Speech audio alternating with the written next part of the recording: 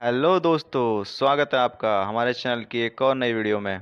आज की वीडियो बहुत ही खास होने वाली है क्योंकि आज हम एक्सप्लेन करने जा रहे हैं एकदम ब्रांड न्यू एनिमे जिसके अभी तक 8 एपिसोड आ चुके हैं और इसका अभी पहला सीज़न ही चल रहा है।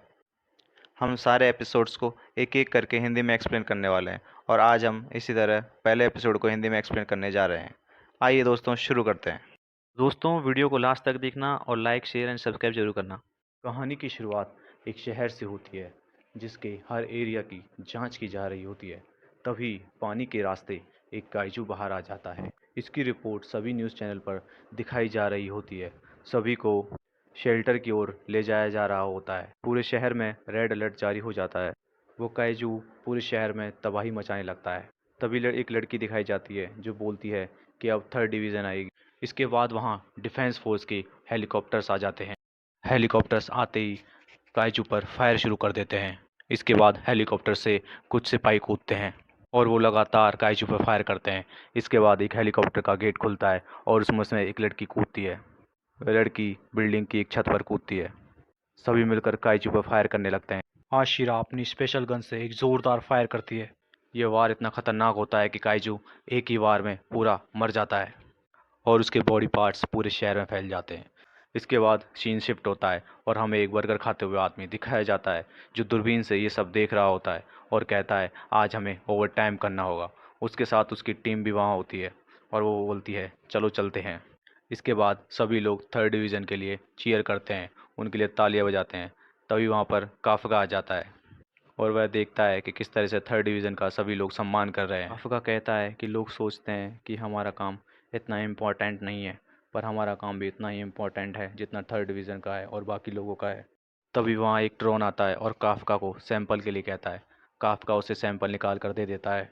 अगले सीन में दिखाया जाता है कि कुछ वर्कर काइजू के एक बॉडी पार्ट को उठा रहे होते हैं। तभी उसमें कुछ हलचल होती है और वह फट जाता है। उसमें से निकला खून एक एसिड की तरह होता है और वह खून एक वर्कर के ऊपर गिर जाता है जिससे वह जख्मी हो जाता है।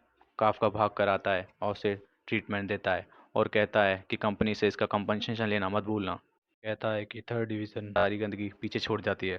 इसके बाद उनका कैप्टन आता है और कहता है काफ़का, तुम्हें दूसरे एरिया में जाना होगा, वहाँ तुम्हारी ज़रूरत, वहाँ वर्कर्स की कमी आ गई है। काफ़का उससे पूछता है कि मुझे कहाँ जाना है। कैप्टन बताता है कि उसे इंटेंसेंट के एरिया में जाना होगा। यह सुनकर सभी हंसने लगते हैं और घबरा भी जाते हैं। कोई भी वहाँ जाना नहीं चाहता।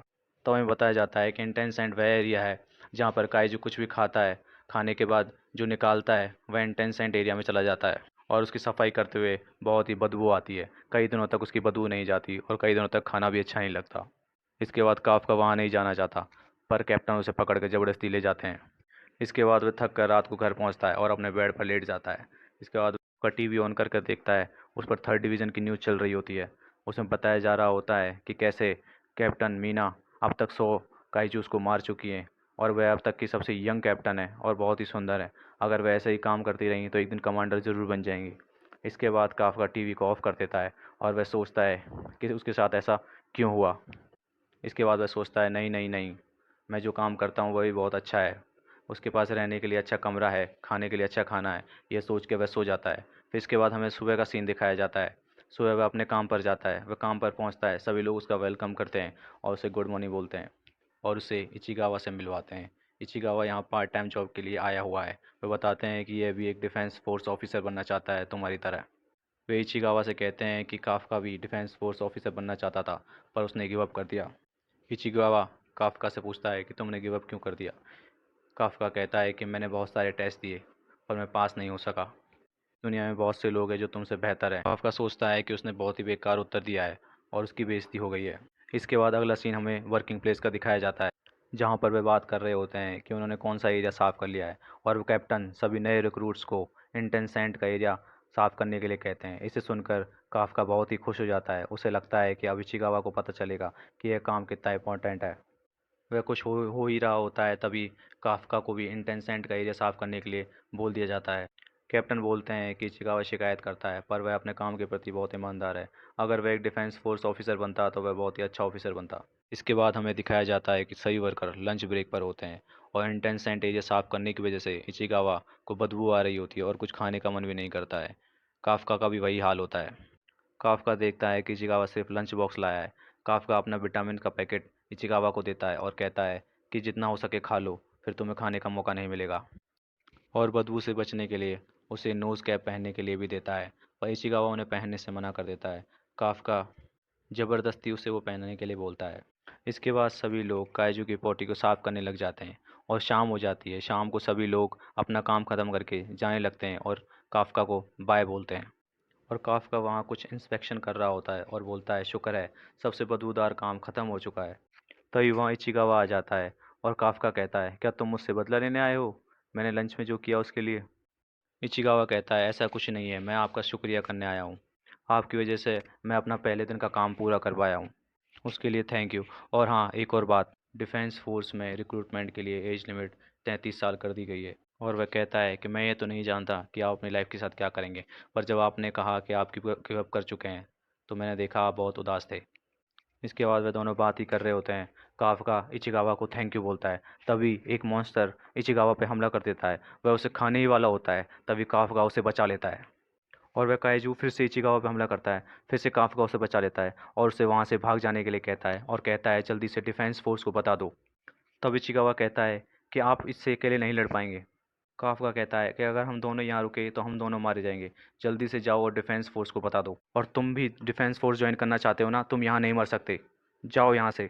और तब इचिगावा वहाँ से भाग जाता है और काफ्का उस काइजू का ध्यान अपनी ओर खींचता है और वहाँ से भागने लगता है। और वह काइजू भी उसके पीछे भागने लगता है। काफला उससे बचते हुए इधर उधर भागता है। काफ्का उसे बचते हुए एक बिल्डिंग के अंदर घुस जाता है जहाँ पर काइजू अंदर नहीं आ सकता। तभी काफ्का बिल्डिंग के एक फ्लोर से कांच की विंडो से कूद जाता है। इसके बाद हमें एक फ्लैशबैक दिखाया जाता है जहाँ पर आशिरो रो रही होती है और वहाँ पर काफ्का आता है और कहता है, हमारा घर, हमारा स्कूल, सब कुछ तबाह हो गया। मैं उस काइजू को नहीं छोड़ूंगा, उसकी वजह से तो मैं अपनी पोकेमोन की गेम भी पूरी नहीं कर पाया। आशिरा कहती है, क्या तुम्हें गेम की पड़ी हुई है? और क्या तुम इस वजह से दुखी हो? मैं तो इस वजह से दुखी हूँ क्योंकि मेरी बिल्ली मरी गई है। और वह दोनों बैठकर अपने शहर को देखने लगते हैं और तभी दोनों एक साथ डिफेंस फोर्स ज्वाइन करने का फैसला लेते हैं। तब काफ्का कहता है, ठीक है, तो देखते हैं कौन सबसे कूल डिफेंस फोर्स ऑफिसर बनता है। और इसके बाद हम प्रिजन में आते हैं। तब काफ्का सोच रहा होता है कि मैंने जो वादा किया है मैं वो पूरा करके रहूँगा। और इसके बाद वह काइजू बिल्डिंग तोड़कर काफ्का के पीछे आ जाता है और काफ्का लड़ने के लिए तैयार हो जाता है। तभी काइजू काफ्का पे हमला करता है और काफ्का के एक पैर को तोड़ देता है। इसके बाद काफ्का वहाँ से भागने की कोशिश करता है पर वह भाग नहीं सकता क्योंकि वह जख्मी हो चुका है। तभी वह काइजू उसे खाने ही लगता है। तभी वहाँ पर इचिगावा आ जाता है और उसे बचा लेता है। तब काफ्का कहता है, क्या तुम पागल हो, तुम गए नहीं? तब इचिगावा बताता है कि उसने डिफेंस फोर्स को बता दिया है और वो यहाँ कभी भी आने वाले होंगे और मैं आपको छोड़कर नहीं जा सकता। और मैं अगर आपको यहाँ ऐसे छोड़ जाता तो मैं कभी भी एक अच्छा डिफेंस फोर्स ऑफिसर नहीं बन पाता। इसके बाद काफ्का को अपना रिजल्ट याद आता है जिसमें वह फेल हो गया था और वह सोचता है कि अब तक कुछ भी नहीं बदला है, वह अब तक कमज़ोर है।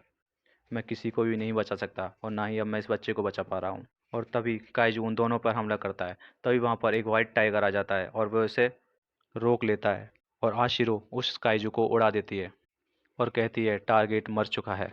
और कहती है, यहाँ पर कुछ लोग जख्मी हैं, जल्दी से एम्बुलेंस भेजो। इसके बाद हमें हॉस्पिटल का सीन दिखाया जाता है जहाँ पर इचिगावा और काफ्का दोनों लेटे हुए होते हैं। यहाँ काफ्का सोचता है कि आशिरो कितनी कमाल की है, उसने एक ही बार में पूरे मॉन्स्टर को मार दिया। यहाँ इचिगावा काफ्का को थैंक यू बोलता है उसकी जान बचाने के लिए। अगर आज आप ना होते तो मैं मर गया होता और आप बहुत ज़्यादा कूल हैं।